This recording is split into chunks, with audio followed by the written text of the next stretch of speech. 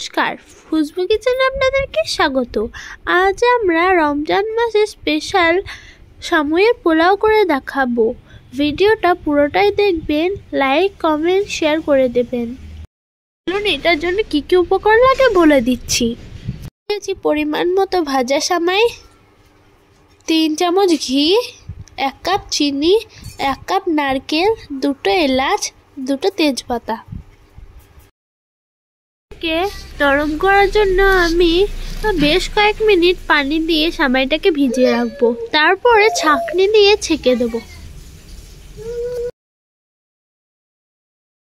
তারপর আমি একটা কড়াইয়ে 3 চামচ ঘিটাকে দিয়ে ভিজানো সামাইটা এর মধ্যে দিয়ে দিচ্ছি।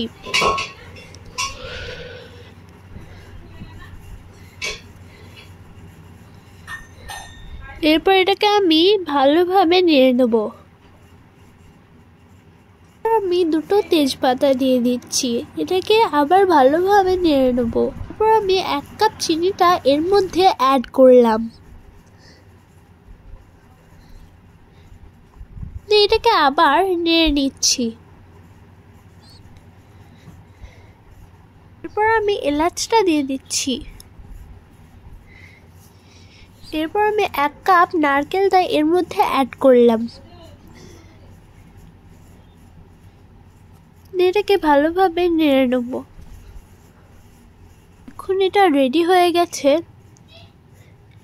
এটা কিন্তু খেতে অসম্ভব মজার। আপনারা রমজান মাসে এটা প্লিজ ট্রাই করে দেখবেন। খুব সুন্দর একটা রেসিপি। আজকের মতো বিদায় নিচ্ছি।